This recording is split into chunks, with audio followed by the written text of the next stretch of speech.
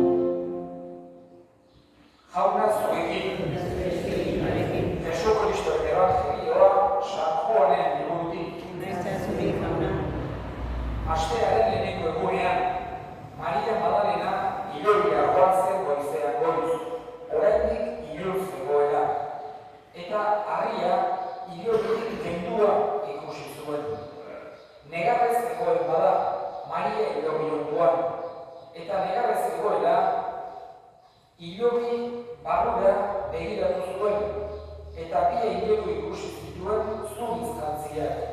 Jesusen gorputza ipintzeko lekuan iserita. Bata buru batetik eta bestea oinaldetik. Haiek esan zioten, zer duzu negarrez emakume? Eta Mariak erantzun, nire jauna eraman duten, eta ez dakit non jarri duten. Hori esan da, atzera itzuli, eta Jesus ikusi zuen zutik, baina ez zekien Jesus zerik. Jesusek esan zion, zer duzu negarrez emakume, noren bila zabiltza. Mariak baratzenari azerakoan esan zion, jauna, zuk eraman baduzu, esaidazu non ipini duzu, eta nik jasoko dut. Jesusek orduan, Maria, eta honek itzulirik onera esan zion bere hizkuntzan, Raboni, hau da, maixu, eta Jesusek utz nazazu, oraindik ez naiz aitaren gana igo. Zoaz, nire sokide gana, eta esan dizu, banoa nire aitaren gana, eta zuen aitaren gana. Nire jangoikoaren gana, eta zuen jainkoaren gana. Joan zen Maria Magdalena, eta berri hau esan zien ikaslei, jauna ikusi dut eta hau esan ditu. Jaunak esanak. Eskerrak zuri jauna.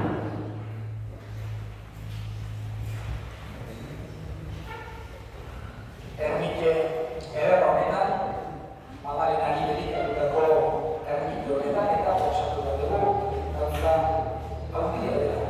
Halako ermite bat edukitzea, eta gainera horren egoera honetan, eta bertan ospatu bat izatea, gaurko Santa Berezio, Maria Magdalena, Jesusen garaikoa, Jesusen adiskidea, eta gainera Jesusen aukeratutakoa bere bizitzearen berri eman zezaien ikaslei. Horregatik, Frantzisko aita santuak festa hau, edo Santa Maria Magdalenaren egun hau, maila liturgikoz aldatu zuen eta maila liturgiko antiguago bat eman nahi izan zion. Hiru maila daude, oroipena, festa eta festa burua. Eta festa bezala, oroipena zen, eta Frantzisko aita santuak festa bezala jartzea erabaki zuen, batez ere beste apostoloekin parekatuz. Apostoloen festak, ospatzen ditugunean, San Pedro izan ezik, edo San Pedro izan egaineko guztiak, festa bezala ospatzen ditugu, eta nahi izan zuen Frantzisko aita santuak Maria Magdalena apostoloen maila berean ospatzea liturgikoki. Hain zuzen ere, Jesusek eginkizun hori eman ziolako. Bere pizturaren berri apostoluei ematea. Eta horregatik apostolu bezala hasi konsideratzen du Elizak gaur egun. Maria Magdalena beti bere historia emakume pekatari izan duzera, eta esan genezake horren gorean omatzen dira Jesusek ez diola gehiegi erreparatzen iraganari. Hau da, gure gizartek askotan pertsonak seinalatu, markatu, baztertu, egin ditzazke, baina omatzen dira Jesus ez zela horrelakoa. Ez zula jendea seinalatzen, edo markatzen, edo bazterrera duzten, zuterako euskal zer beren iraganean. Oatzen dira oso ezberdina zera Jesus, bat ere prejuiziorik gabe. Bere apostoluen artean, bazo bat, esate baterako Mateo, zergarria izena. Oso profesio gaizki ikusia beraia baitan, lapur fama zaukatelako, eta erromatarrekin kolaborazionistak zirelako. Baina Jesus hori ez zion erreparatu. Beste bat ere bat zegoen Simon, zelotea, hori ziren, alako irautzaile modelo batzuk erromatarren kontra, eta alako matxinianak, eta alako sotajeak eta egiten zituztenak, eta Jesusek ere bere apostoluen artean hartu zuen. Eta Maria Magdalena, ez eta alako fama eukita, baina berak oso paper importantea eman nahi izan zion. Guk ere berdezago, nolakoa den jagoikoaren maitasuna eta jagoikoaren barkamena, erabatekoa dela. Ez alako marka bat utziz, baizik eta jagoikoak erabat barkatzen du. Bere errukia beti infinitoa baita. Eta Mariaren kasuan baita ere, horreko gorazten digu, gara gaietan, kulturalki emakumeek ezin zitezken komizioetan testigu izan, gizonezkoak izaten ziren. Hala ere, Jesusek nahi izan zuen baita ere hori nolabait hautsi emakume bat aukeratuz lehenengoz berari agertuz. Esaten horreko pertsona, evangelioetan azaltzen zaiguna Jesus ikusi zuena, Maria Magdalena izan zen. Horregatik, Jesusek eman nahi izan zion halako toki oso berezi bat Mariari. Gaurko egun honetan, batez ere gogoan hartzen dugu bere eginkizun hori eta iztueraren berri eman zuena. Horrek dute garrantzia handia. Iztuerak gure fedea oinarritzen baitu. Eta haietzakoa izan duzan, ohartzen dira Mariak aurrena, hilobi hautsi ikusi zuelarik edo harriak kenduta ikusi zuelarik pentsatu zuen bakarren batek lapurtu izango zuela. Baina gero, Jesusek izenez deitu zuen momentu ezagutu zuen berazela. Horregatik, Rabuni, nire maixu esan zion Mariak.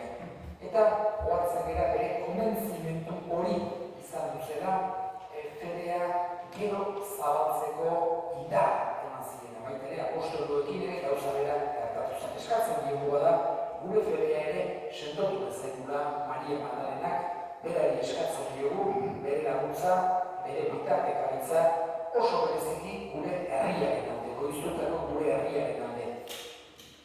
Iztueraren alaitasuna eta berriona beti bihotzean eraman dezago.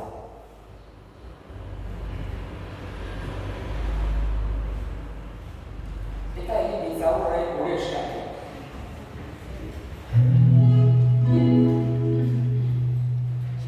Eskatuko dugu horrena, bereziki bakearen alde. Ikusten ditugu hainbeste gerra, hainbeste gatazka, hainbeste sarraski, hainbeste gorroto, gazan, horrenean hainbeste dukitan. Eta agertzen ez diren beste gerra guztik eta buka daitezela justizia eta maitasuna nagusitu daitezela. Euska dezaiogun jaunari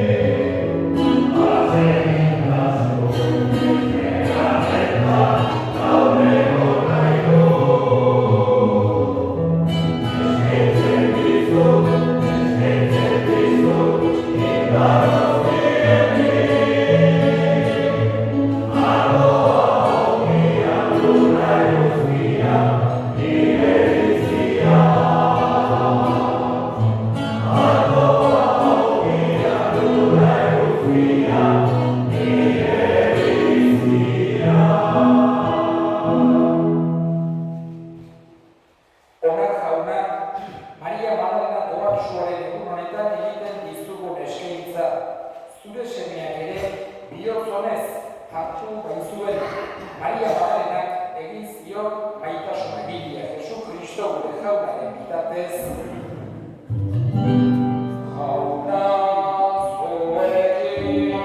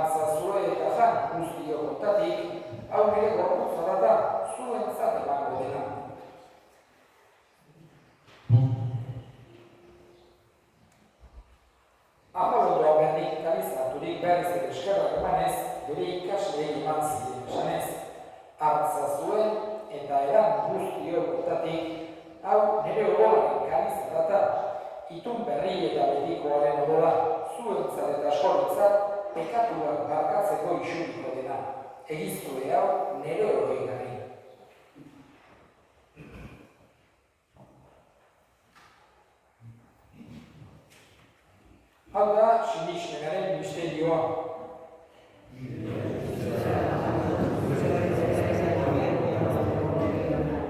Horregatik jauna zure semearen heriotza eta piztuera gogoratuz, biziaren ogia eta sabamenaren kaliza eskentzen bizkizugu zuri eskerrak emanez.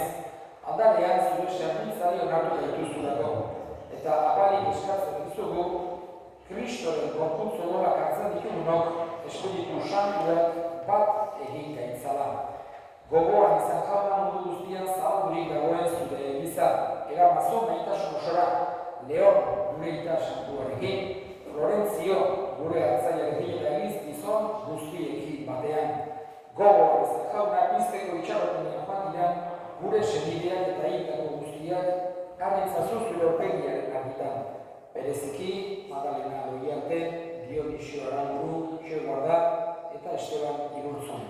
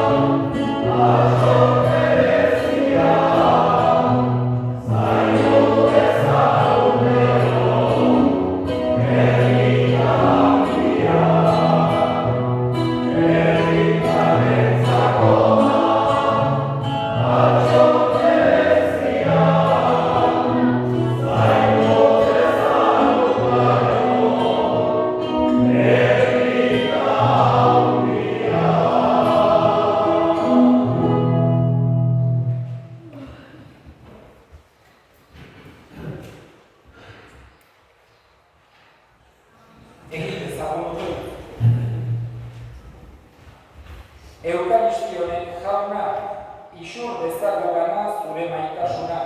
Maria Magdalena Kristo bere jaunarekin betiko lotu zuen maitasun sendoa.